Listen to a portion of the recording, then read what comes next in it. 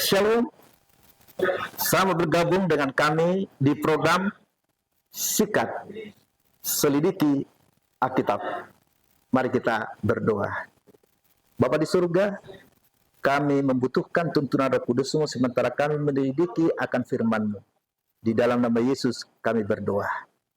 Pemirsa yang kami kasihi dalam nama Yesus, seri pertama tentang 10 hukum Allah kita sudah dalami. Seri kedua tentang 10 hukum Allah di dalam perjanjian lama sebelum Gunung Sinai, dan 10 hukum Allah di dalam perjanjian baru. Dan yang ketiga yaitu hukum Taurat yang disalibkan. Kita sudah tahu. Nah, sekarang bagaimana dengan 10 hukum Allah dan kasih karunia? Ada banyak orang yang salah mengerti bahwa oleh karena kasih karunia 10 hukum Allah sudah tidak perlu lagi. Mari kita selidiki Alkitab. Paulus berkata di dalam Roma pasal 6 ayat 12 dan 15. Paulus memperingatkan orang-orang percaya untuk berhati-hati dalam menggunakan kasih karunia yang dijanjikan sebagai alasan untuk berbuat dosa. Kita lihat itu sangat tegas.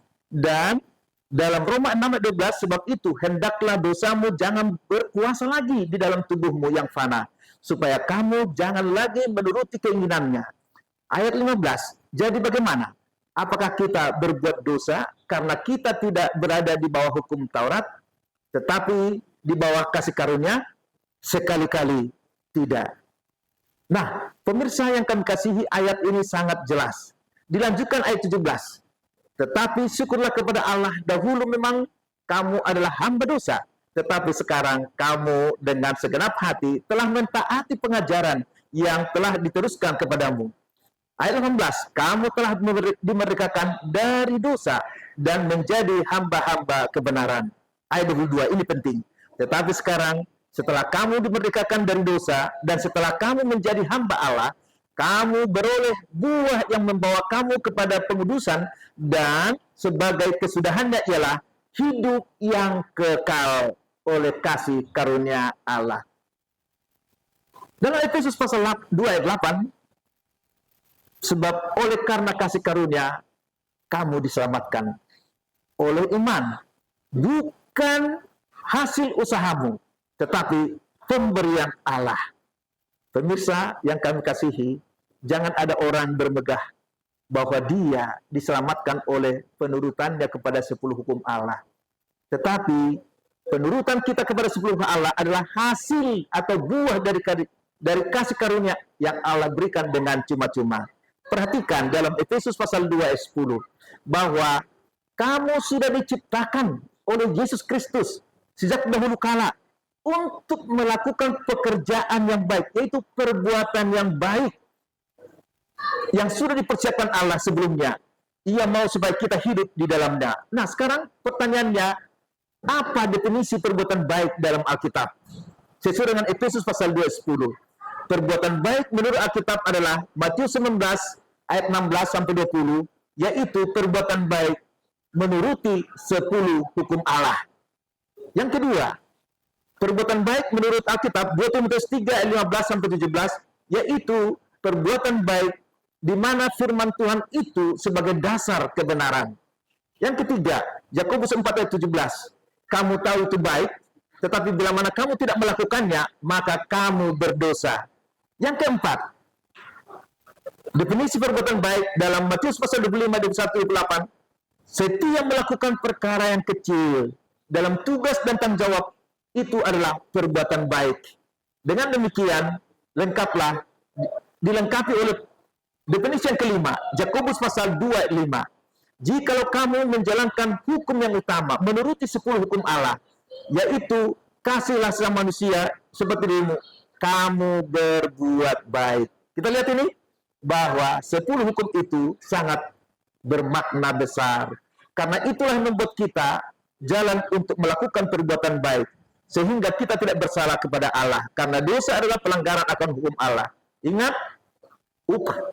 Roma 6 ayat 23, upah dosa adalah maut. Dengan kata lain, bila mana kita tidak berbuat baik menuruti akan 10 hukum Allah, maka kita akan berdosa.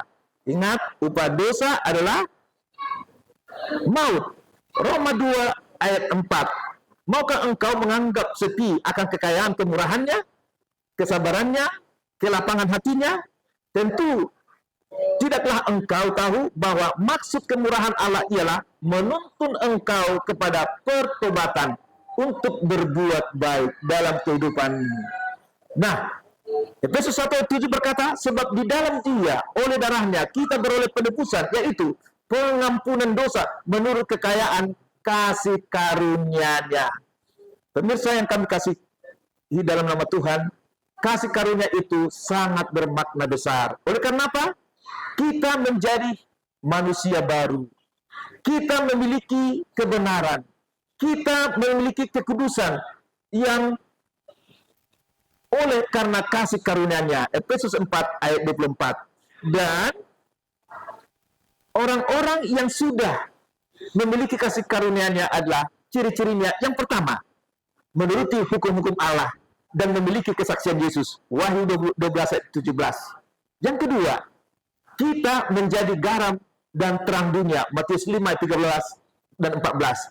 Yang ketiga, bertumbuh dalam iman secara terus-menerus. 2 Petrus 1 ayat 5 sampai 8. Yang keempat, setia sampai kesudahan. Matius 24 ayat 13. Yang kelima, memberitakan Injil, perintah agung dari Yesus Kristus sebagai lifestyle dari orang-orang yang mengasihi, yang sudah diselamatkan oleh kasih karunia Allah. Matius 28 ayat 19 sampai 20. Yang keenam, bukti kita mengasihi Yesus, yaitu bila mana kita menuruti akan perintah-perintahnya. Perintah-perintahnya itu ringan. Yohanes 14 ayat yang ke-15, Yohanes 15 ayat ke-16.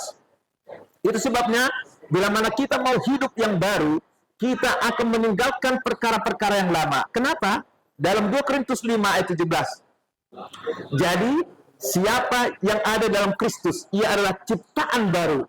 Yang lama sudah berlalu, sesungguhnya yang baru sudah datang. Oleh karena apa? Kasih karunia Allah menyanggupkan kita untuk mengasihi Dia. Di dalam 1 Yohanes 2 ayat 3 dan 4, saya ulangin karena ini sangat baik. Dan inilah tandanya bahwa kita mengenal Allah, yaitu jika kita menuruti perintah-perintahnya. Ayat yang keempat, perhatikan baik-baik. Barang siapa yang berkata, aku mengenal Dia, tetapi tidak menuruti perintahnya, ia adalah pendusta, dan di dalamnya tidak ada kebenaran. Tidak menuruti perintahnya, artinya kita adalah pendusta. Dan bapaknya dalam Yohanes pasal 8 ayat 44, bapak pendusta adalah setan. Dengan kata lain, kalau kita tidak menuruti perintah Allah, bapak kita adalah pendusta. Dan kita bukan milik Allah. Artinya kita tidak masuk surga, tapi akan dibinasakan di neraka. Pemirsa yang kami kasihi dalam nama Tuhan, karena upah dosa adalah maut. Maut itu oleh karena pelanggaran dosa. Oleh karena pelanggaran hukum Allah. 1 Yohanes 3:4. Dosa adalah pelanggaran akan hukum Allah. Pemirsa, kami percaya bahwa masing-masing kita tidak mau berbuat dosa. Tetapi justru kita mau rindu untuk melakukan akan perbuatan-perbuatan baik. Dengan kata lain, kasih karunia itu tidak bertentangan dengan 10 hukum Allah. Justru saling menguatkan. Buah daripada kasih karunia itu penurutan kepada 10 hukum Allah. Di dalam Wahyu pasal 14 ayat 12 berbunyi sebagai berikut. Yang penting di sini adalah ketekunan orang kudus yang mentaati perintah Allah dan iman kepada Yesus. Semoga pengertian kasih karunia dan hukum Taurat, 10 hukum Allah boleh dimengerti. Tuhan Yesus memberkati. Mari kita berdoa. Bapa di surga, pelajaran tentang 10 hukum Allah dan kasih karunia Allah kami sudah selesaikan. Kiranya tuntunan Roh Kudus menyertai seluruh pemirsa yang mendengarkan firman-Mu ini, sehingga nama-Mu saja yang dipermuliakan. Di dalam Yesus kami berdoa. Sampai jumpa dalam program berikutnya. Tuhan Yesus memberkati.